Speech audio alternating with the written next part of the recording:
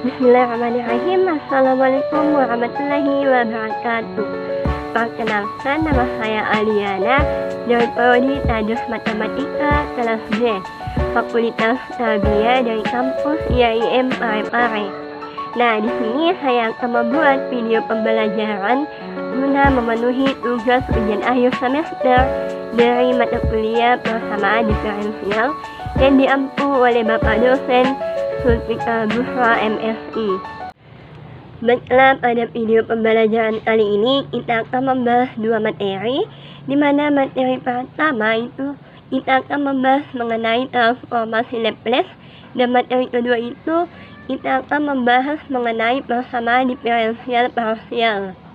Nah, terlebih dahulu di sini kita akan membahas materi pertama, yaitu mengenai transformasi Laplace, di mana di sini kita wajib mengetahui apa definisinya, seperti apa contoh soalnya, bagaimana inversnya dalam transformasi Laplace, dan apa saja sifat-sifat dari transformasi Laplace ini. Nah, langsung saja kita masuk ke definisi transformasi Laplace, di mana di sini misalkan terdapat ft yaitu fungsi terhadap t, di mana t-nya ini lebih besar dari sama dengan 0, atau t-nya ini adalah bilangan real yang positif.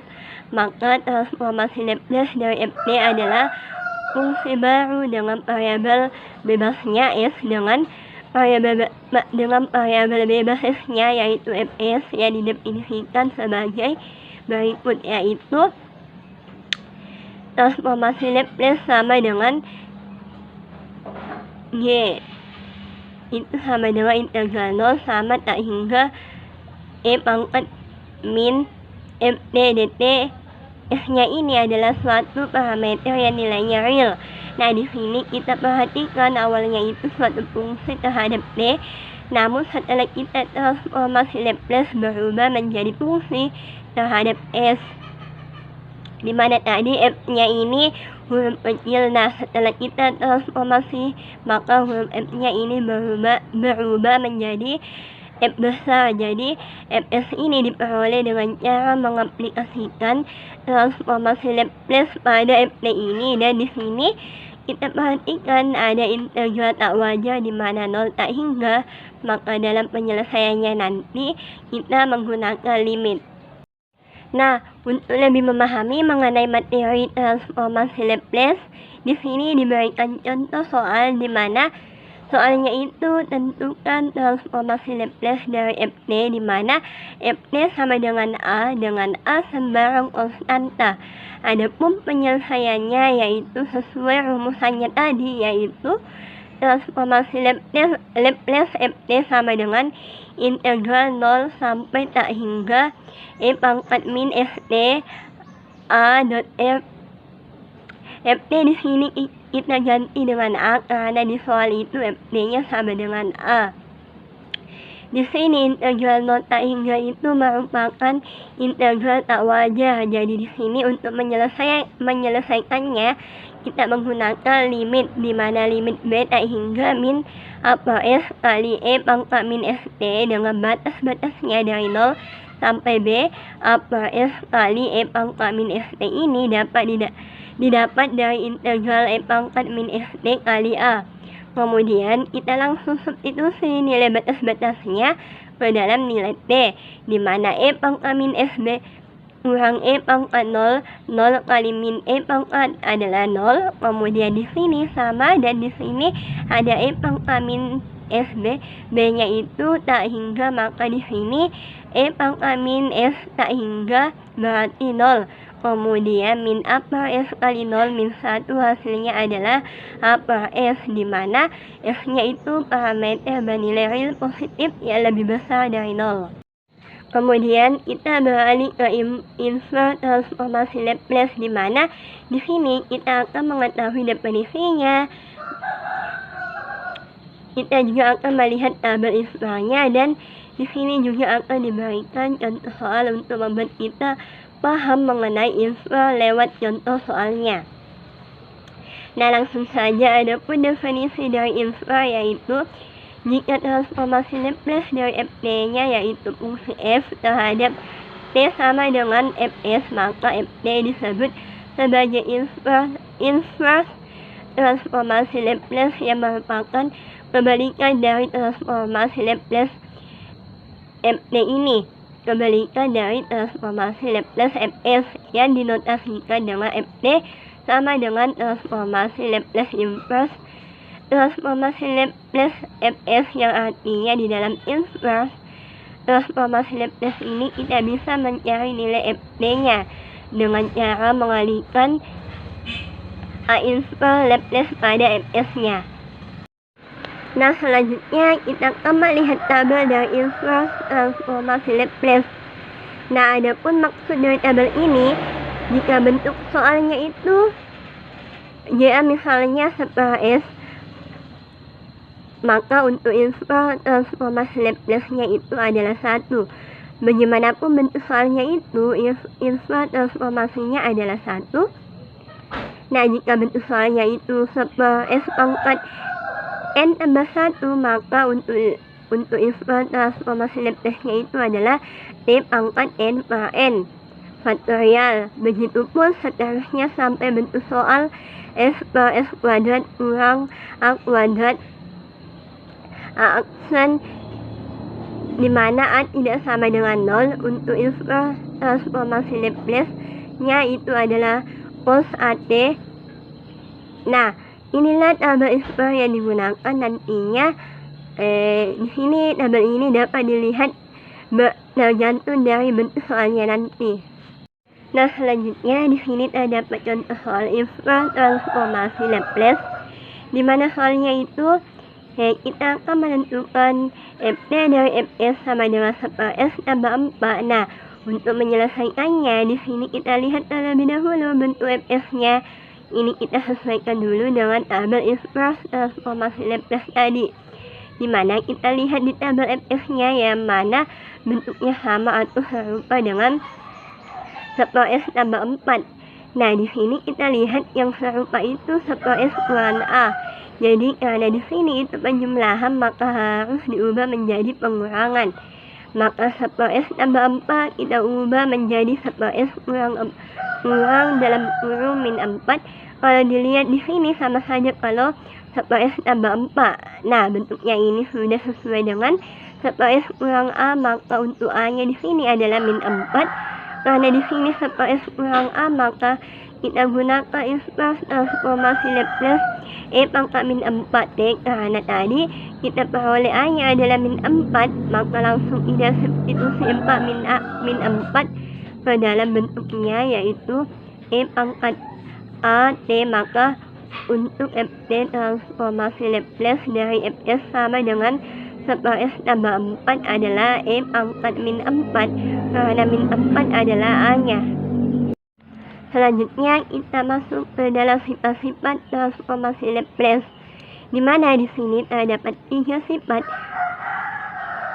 Sifat yang dimana sifat pertama itu sifat linear dengan definisinya, yaitu jika C1 dan C2 adalah konstanta, maka F1 dan F2 terhadap T mempunyai transformasi Laplace berturut-turut F1S dan F2S, maka transformasi Laplace C1 F1T tambah C2 F2T itu sama dengan C1 F1S tambah C2 F2S. Adapun pembuktiannya yaitu nilai dari transformasi Laplace C1 F1T tambah C2 F2T. Di sini kita menggunakan definisi transformasi Laplace, yaitu integral 0 sampai tak hingga E pangkat min St F dt. Nah, Ft-nya di sini itu C1 F1T tambah C2 F2T dt.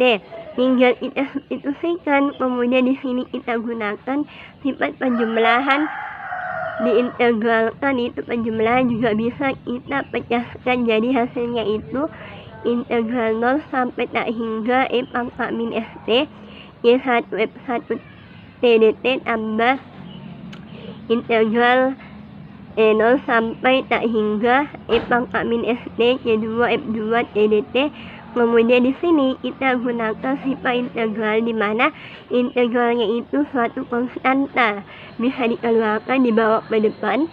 Jadi di sini Q1 dikeluarkan, Q2 juga dikeluarkan dibawa ke depan.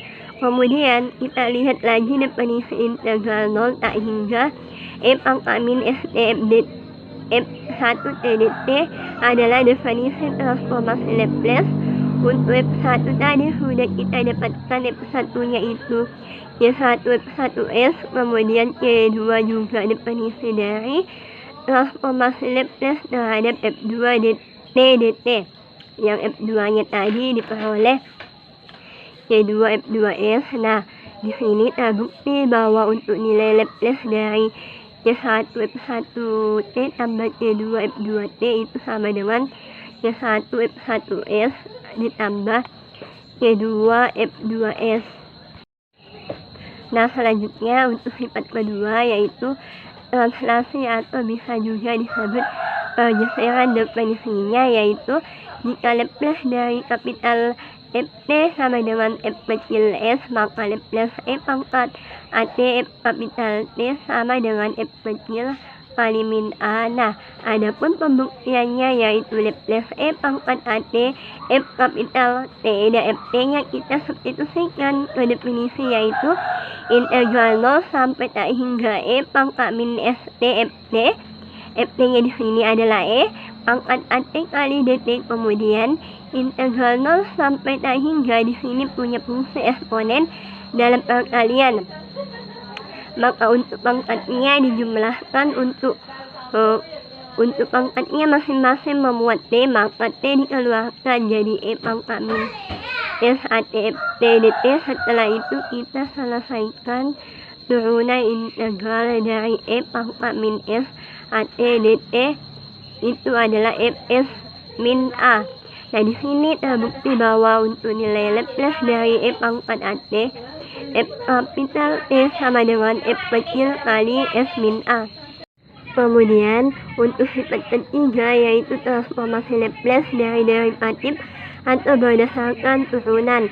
Maka di sini jika Laplace kapital Ft sama dengan F kecil s, maka di sini terdapat dua sifat yang kemungkinan terjadi, di mana sifat pertama itu jika Ft kontinu pada interval 0,n dan merupakan eksponensial berorder untuk T lebih besar dari n, dan F aksen T kontinu sepotong pada interval 0,n, maka berlaku Laplace di aksen F sama dengan Fs kurang F0. Jadi ini Laplace dari turunan kita substitusikan Ft untuk sifat pertama.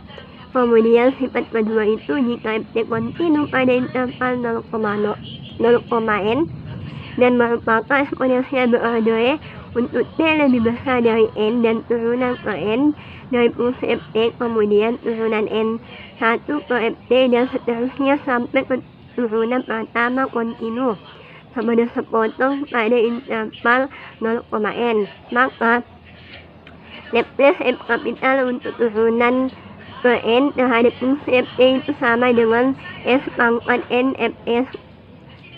Kalau di sini turunan kedua, maka di sini S pangkat 2F pangkat 1 dan seterusnya. Nah, itulah sifat untuk turunan derivatif transformasi Laplace. Nah, selanjutnya kita beralih ke contoh soal dari sifat-sifat transformasi Laplace, di mana di sini kita akan menentukan transformasi Laplace dari Ft sama dengan 5F pangkat 3T tambah T tambah 4 sin 3T. Nah, di sini kita lihat penjumlahan, maka kita bisa pecah. Dan untuk konstantanya di sini T tambah 4. Kita bawa ke depannya, jadi di sini 5 Laplace E pangkat 3T tambah 1 kali Laplace T tambah 4 Laplace E sin 3T. Kemudian di sini kita lihat dan sesuaikan tabel transformasi Laplace-nya yang tadi kita bahas. Kalau Laplace E pangkat 3T berarti di sini E pangkat At. Maka di sini 5 Laplace pangkat At saja, yaitu seperti kurang A nya di sini 3, jadi 1S kurang 3 ditambah lab plus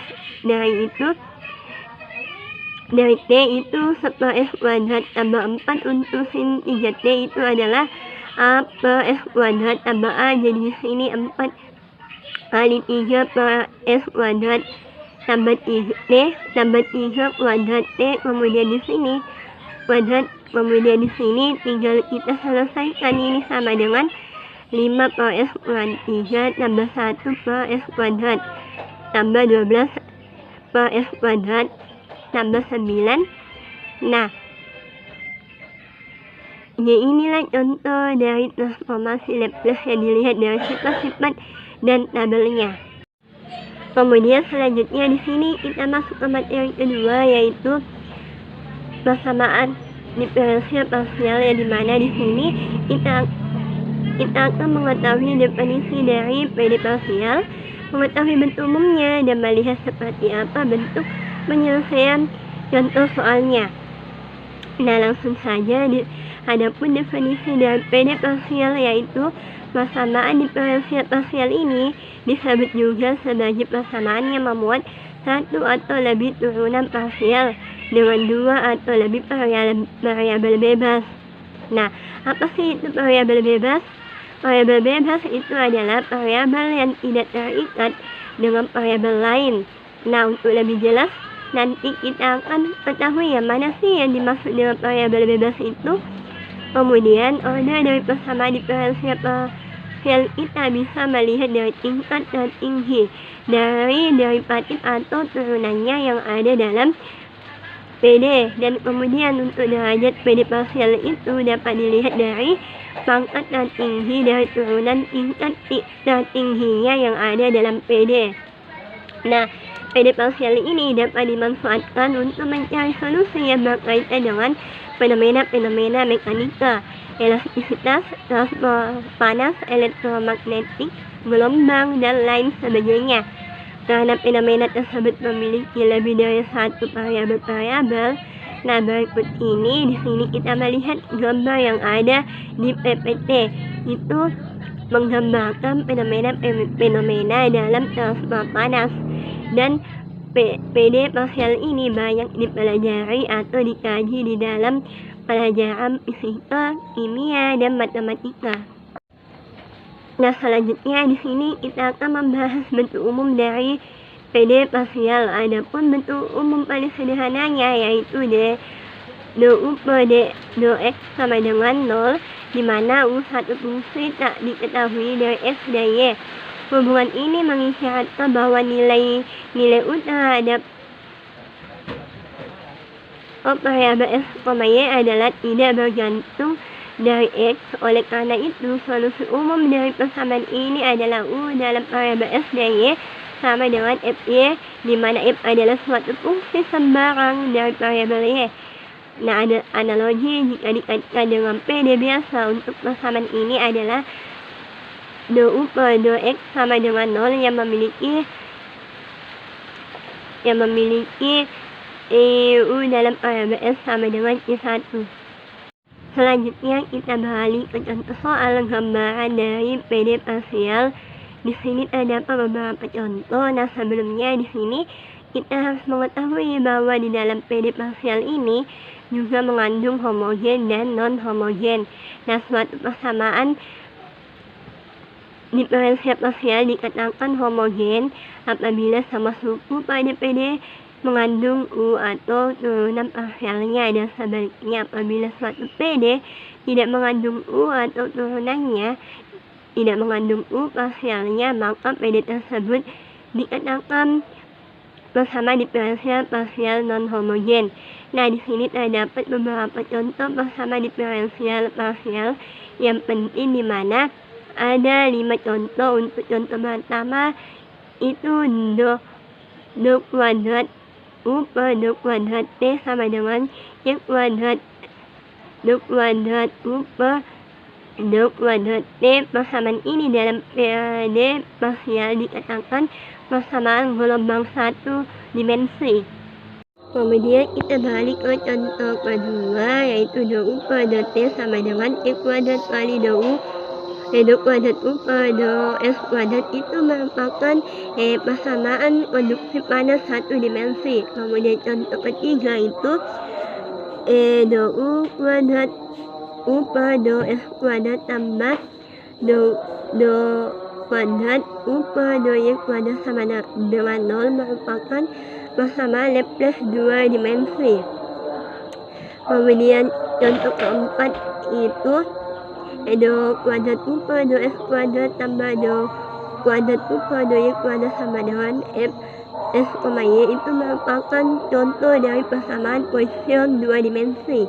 Kemudian contoh kelima itu do kuadrat U pada S kuadrat tambah do kuadrat U pada Y kuadrat tambah do kuadrat U pada Z kuadrat sama dengan 0 merupakan persamaan Laplace tiga dimensi. Dari kelima contoh tersebut, apabila dikaitkan dengan fungsi homogen dan non-homogen, di sini kita lihat bahwa untuk persamaan pertama, kedua, ketiga, dan persamaan kelima, ini adalah suatu PD parsial order 2. Kenapa order 2? Karena di sini pangkat tertingginya adalah 2. Kemudian kita linear karena U-nya di sini berpangkat 1 dan merupakan homogen. Kenapa homogen? Karena setiap sukunya itu memuat U dan turunan parsialnya, dan untuk persamaan yang keempat ini merupakan PD parsial order 2 yang non homogen karena ada satu suku tidak mengandung U dan turunan parsialnya. Selanjutnya kita masuk ke dalam pembentukan PD parsial, di mana di sini terdapat dua pembentukan, yaitu eliminasi konstanta dan eliminasi fungsi. Nah, di sini terlebih dahulu saya akan membahas cara menyelesaikan PD parsial dengan menggunakan eliminasi konstanta. Di sini sudah terdapat contoh. Di sini kita lihat bentuk PD parsial S kuadrat tambah Y kuadrat tambah Z kurang Y kuadrat sama dengan A kuadrat. Kita lihat persamaannya itu memuat dua konstanta, yaitu konstanta A dan konstanta Y. Dan kemudian S dan Y ini adalah suatu variabel bebas seperti yang tadi saya katakan di awal, bahwa persamaan diferensial ini akan membuat dua atau lebih variabel bebas. Turunan dua atau lebih variabel bebas dengan variabel bebasnya yaitu S dan Y. Kemudian Z ini adalah suatu fungsi yang mengandung unsur X dan juga unsur Y. Dan untuk konstanta A dan Y berarti nanti kita akan eliminasi konstanta A dan konstanta Y-nya. Nah, yang pertama yang kita lakukan harus menurunkan persamaan yang diketahui ini terhadap X. Nah, persamaan ini kalau kita turunkan terhadap X, maka hasilnya adalah 2X tambah 2 kali Z kurang Y. Kemudian Z ini diturunkan terhadap X dan sama dengan 0. Kemudian masing-masing suku kita bagi dua, hasilnya itu X tambah Z kurang Y do Z pada X sama dengan 0. Itu merupakan persamaan pertama. Kemudian kita turunkan lagi persamaan yang tadi terhadap Y, di mana hasilnya itu 2Y tambah 2 kali Z kurang Y do Z pada Y sama dengan 0. Kemudian kita bagi dua lagi, maka hasilnya itu Y tambah Z kurang Y do Z pada Y sama dengan 0, yang merupakan persamaan kedua. Setelah kita turunkan terhadap Y, maka kita eliminasi konstantanya, yaitu konstanta A dan Y dengan cara persamaan 1 dan 2 sudah tidak memuat konstanta A, maka kita tinggal eliminasi konstanta Y-nya dengan cara persamaan 1 diturunkan terhadap X, maka kita kalikan persamaan 1 dengan do Z yang diturunkan terhadap Y. Kemudian persamaan kedua kita kalikan dengan do Z pada X, karena Z-nya tadi diturunkan terhadap Y, maka kita kalikan dengan do Z yang diturunkan terhadap X, sehingga hasilnya itu X do Z pada X Y do Z pada X sama dengan 0. Selanjutnya kita bahas cara yang kedua, yaitu cara pembentukan persamaan diferensial parsial yang kedua, yaitu menggunakan cara eliminasi. Di sini ada contohnya, yaitu bentuklah persamaan diferensial parsial dari Z sama dengan fx kuadrat y kuadrat. Caranya hampir sama, yaitu kita turunkan dulu fungsi Z-nya ini terhadap X, kemudian nanti kita turunkan lagi terhadap Y. Nah, di sini kita misalkan turunan Z terhadap X ini kita misalkan sebagai P, maka kalau ini kita turunkan terhadap X, maka hasilnya yaitu X aksen F kuadrat Y kuadrat, kemudian yang dalam kurung ini kita turunkan terhadap X, maka hasilnya adalah 2X. Sebagai persamaan pertama, yaitu turunan Z terhadap X, kemudian kita turunkan Z terhadap Y-nya. Kita misalkan di sini sebagai Q, maka turunannya adalah F aksen F kuadrat Y kuadrat, dan dalam kurung ini kita turunkan, maka hasilnya adalah min 2Y. Ini sebagai persamaan kedua. Nah, cara mengeliminasi fungsinya adalah di mana P per Q yaitu dou Z per dou X sama dengan F aksen X kuadrat T kuadrat kurang Y kuadrat kali 2X per dou Z per dou Y sama dengan F aksen F kuadrat Y kuadrat kali min 2Y, karena di sini F aksen F kuadrat kurang sama, berarti habis tinggal sisa P sama dengan 2X dan W sama dengan min 2Y, dan masing-masing ini dibagi 2, maka sisa F dan di sini sisa min Y. Kemudian dikali silang, berarti menjadi min PY sama dengan X kali X tadi 2Y juga sudah habis, jadi PY sama dengan QX, min PY sama dengan QX, dan min PY ini dipindahkan ke kanan, maka hasilnya QX tambah PY sama dengan 0. Kemudian kita substitusikan nilai Q dan P di sini. Q-nya adalah dou Z per dou Y karena QX, maka dikali X tambah PY. P-nya itu adalah dou Z per dou X dikali Y sama dengan 0. Nah, inilah cara menyelesaikan soal PD parsial dengan menggunakan eliminasi fungsi.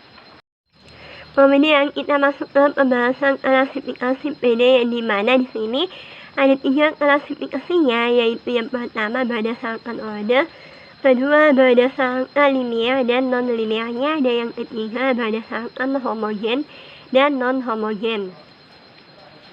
Nah, di sini terlebih dahulu kita akan membahas klasifikasi PD parsial berdasarkan ordernya.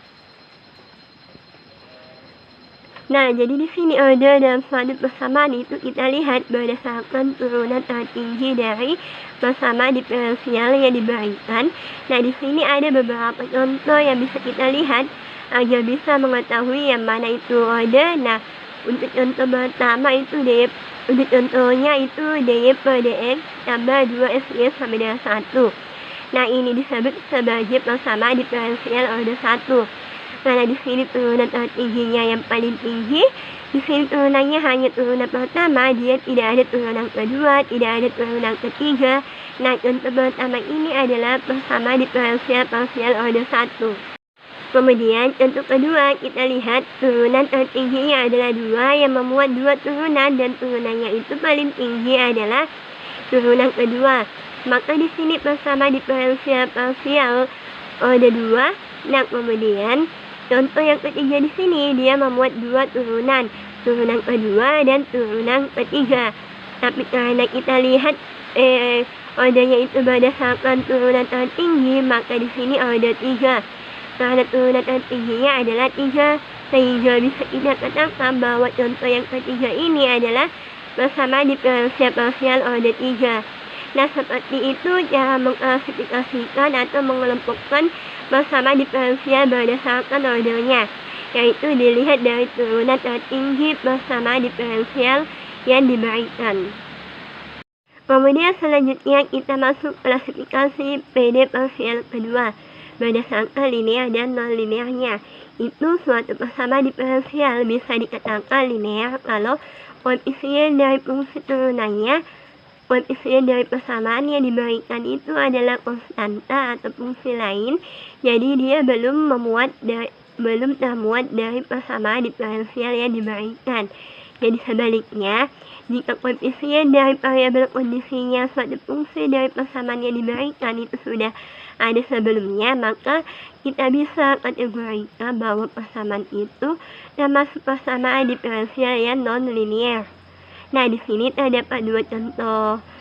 Contoh di mana contoh pertama yaitu UT kurang 1/2 x kuadrat UX sama dengan 0. Di sini koefisien turunannya itu fungsi lain belum memuat fungsi yang ada dalam PD yang diberikan.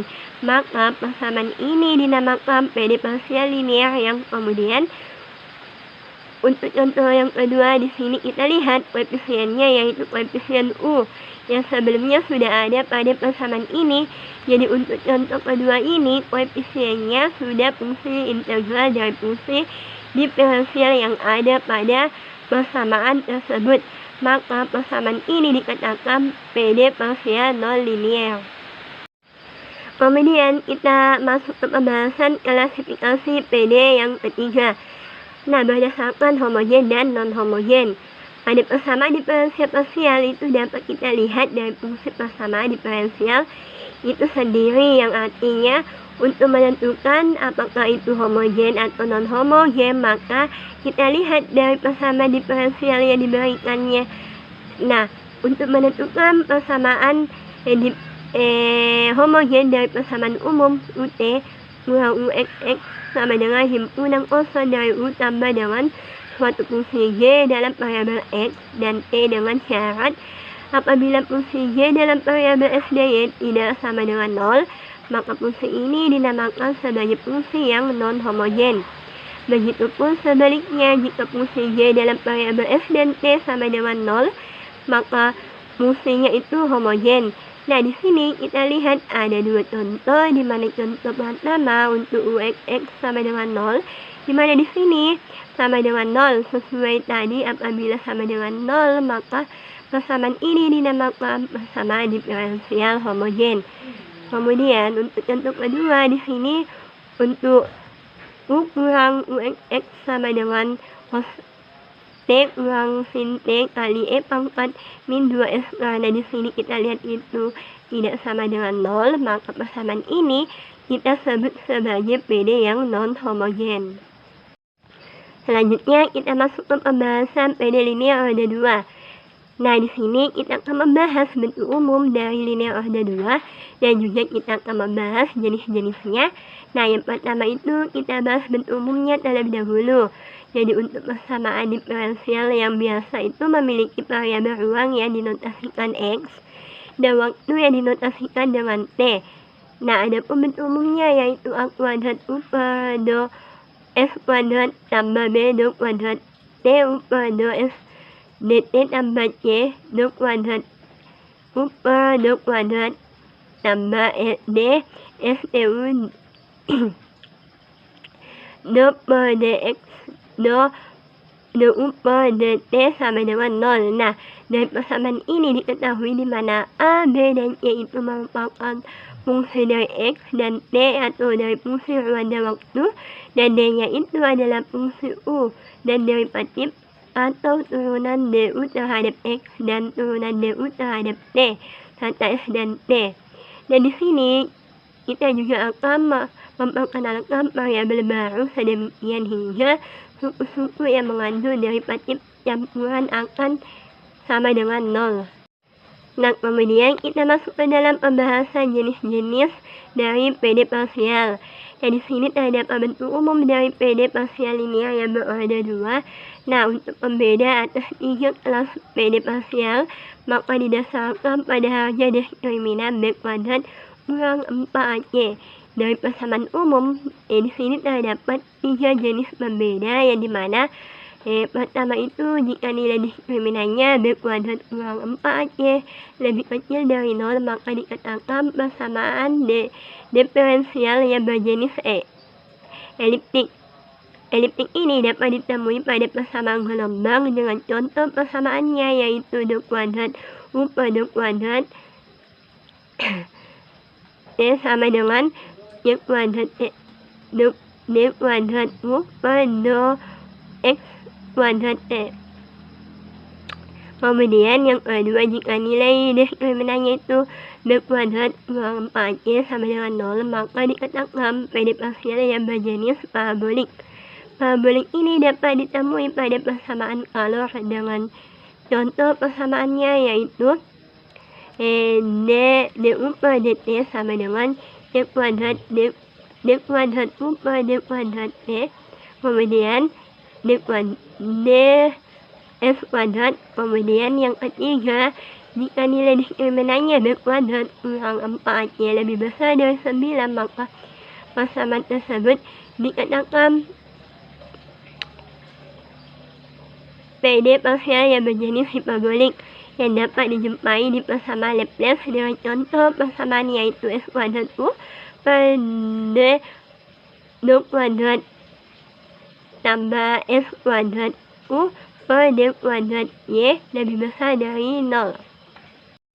Nah, selanjutnya kita masuk ke dalam pembahasan terakhir yaitu penyelesaian PD parsial. Nah, di sini kita lihat terdapat 3 metode, yang dimana metode pertama itu kita menggunakan pengintegralan langsung. Kedua, kita bisa menggunakan pemisahan U sama dengan E pangkat AS tambah BY. Kemudian metode ketiga itu kita bisa menggunakan pemisahan variabel. Nah, langsung saja di sini kita terlebih dahulu membahas metode pertama yaitu metode PD parsial dengan menggunakan integral langsung, yang dimana di sini masing-masing ruas itu kita integralkan ke setiap variabel bebasnya. Nah, berikut contoh halnya yaitu carilah penyelesaian dari persamaan diferensial d kuadrat z per 2s 2y sama dengan s kuadrat y. Langkah pertama yang harus kita lakukan yaitu kita lihat dulu untuk d kuadrat z per dz dy ini bisa kita pecah menjadi 2 per dx dikali dengan 2z per dy. Nah, tujuan kita memecahnya seperti ini agar kita nanti pada saat mengintegralkannya itu lebih mudah, karena di sini sudah ada d per dx dan dz per dy sama dengan s kuadrat y. Nah, setelah tadi kita pecah bentuknya seperti ini, selanjutnya kita integralkan bentuk ini terhadap x, yaitu integral d per dx kali 2z per dy sama dengan s kuadrat y dx. Nah, di sini untuk s-nya nanti dia itu akan habis dengan 2s, maka tersisa 2 per dy sama dengan integral dari s kuadrat itu seperti 3s pangkat 3y-nya tidak mengandung unsur x, maka dianggap sebagai suatu konstanta, maka nilainya tetap. Karena di sini kita integralkan, maka di sini akan terbentuk suatu fungsi baru dianggap sebagai fungsi f yang mengandung unsur y. Nah, setelah kita integralkan terhadap s, selanjutnya kita integralkan lagi terhadap y. Maka di sini nilainya dz per dy kita integralkan terhadap y, hasilnya itu adalah z. Kemudian di sini untuk sepertiga s pangkat 3 yaitu tidak mengandung unsur y, maka dianggap sebagai konstanta yang nilainya tetap.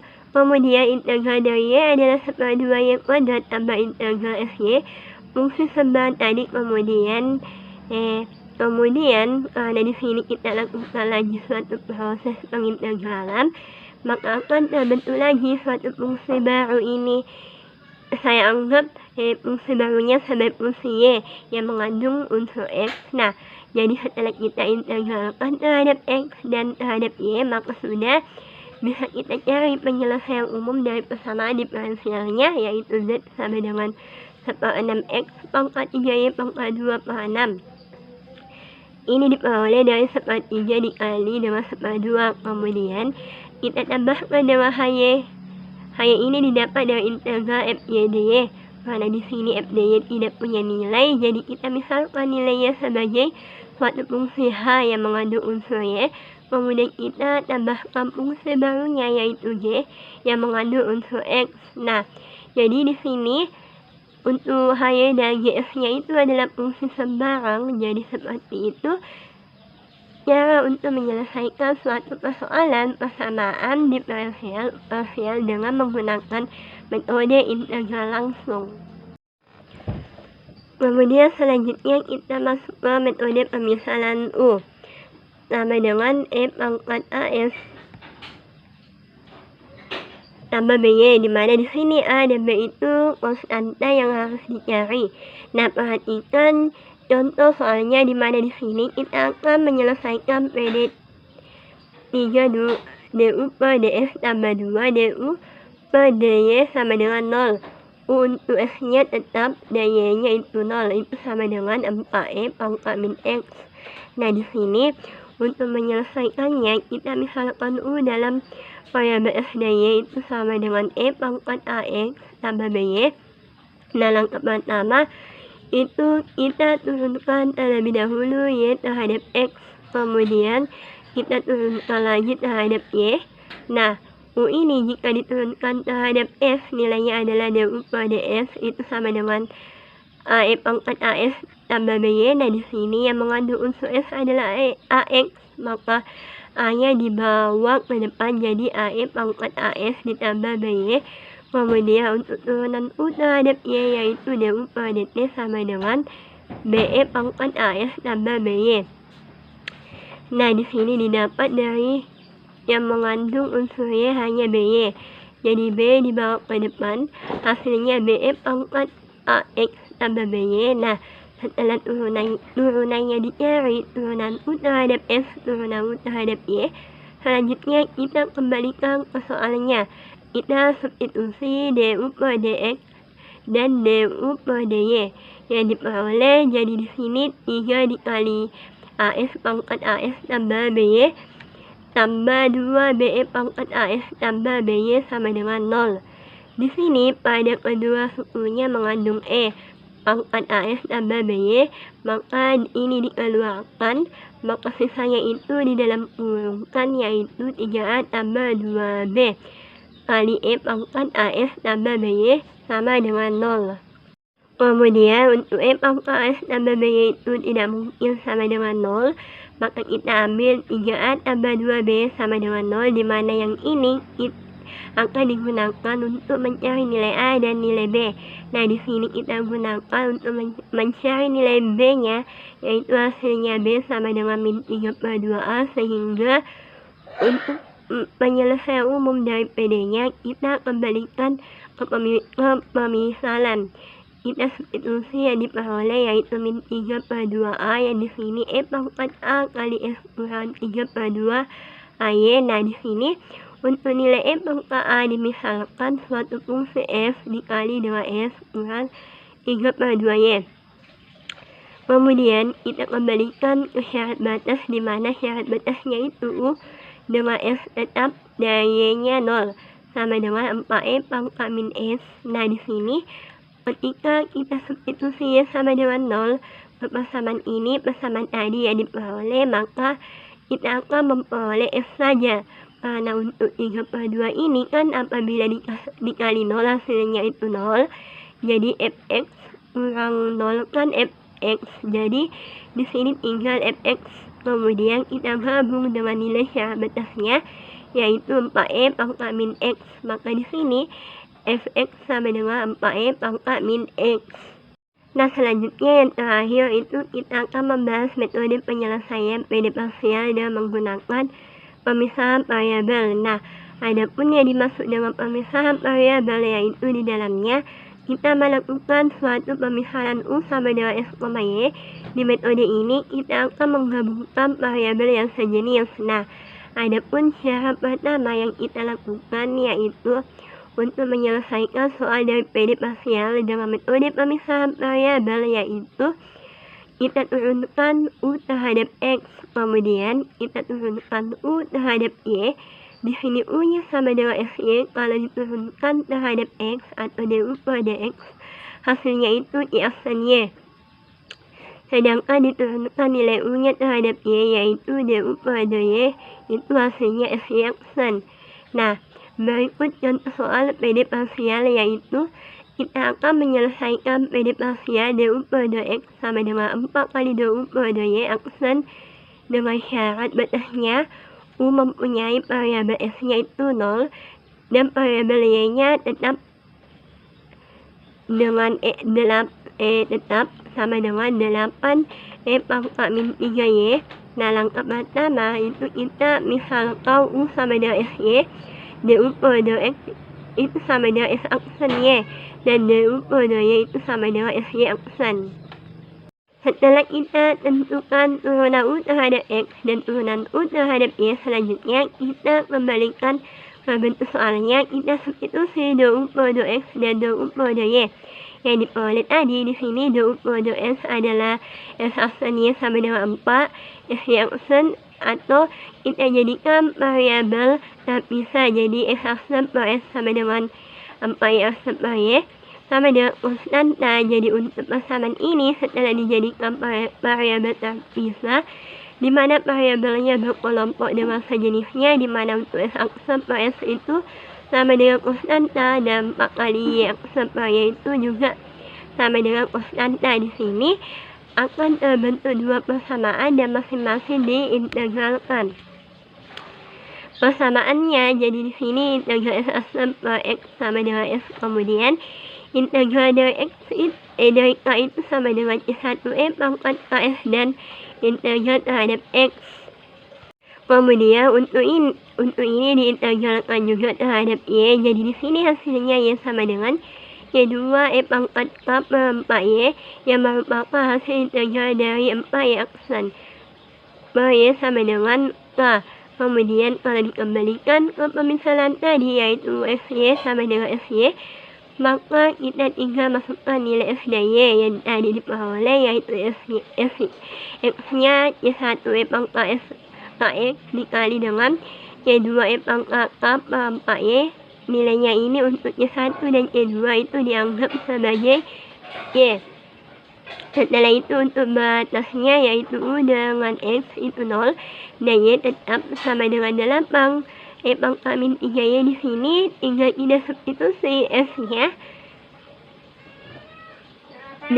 DU yang nilainya 0, jadi di sini Y2 pangkat 0 tambah K per 4Y itu sama dengan Y pangkat K per 4Y. Sehingga dari persamaan ini maka kita samakan yang mempunyai koefisien yang berpangkat sama. Di sini untuk Y itu sejenis dengan 8, kemudian min 3 sejenis dengan K per 4. Nah, maka kalau kita mau mencari K-nya maka min 3 kali 4 itu sama dengan min 12. Jadi K-nya itu min 12. Nah, kemudian kalau kita substitusi ke syarat batasnya yaitu SY sama dengan 0, di sini adalah SY sama dengan 8 pangkat min 12X. Yang di sini kita substitusi nilai U yang tadi USY sama dengan Y pangkat KS tambah K per 4Y tadi sudah didapat. Berarti di sini Y-nya adalah 8, pangkat K-nya adalah min 12X karena KS kemudian dikurang karena K-nya adalah min 12 dibagi 4 berarti min 3. Karena di sini ada unsur Y jadi min 3Y. Jadi penyelesaian PD parsialnya adalah U dalam variabel S dan Y sama dengan 8 pangkat min 12S kurang 3Y. Nah, mungkin cukup sekian yang bisa saya sampaikan dan jelaskan mengenai materi transformasi Laplace dan PD parsial pada video pembelajaran kali ini. Kurang lebihnya mohon dimaafkan dan apabila ada kesalahan mohon dimaklumi. Sekian dari saya. Wassalamualaikum warahmatullahi wabarakatuh.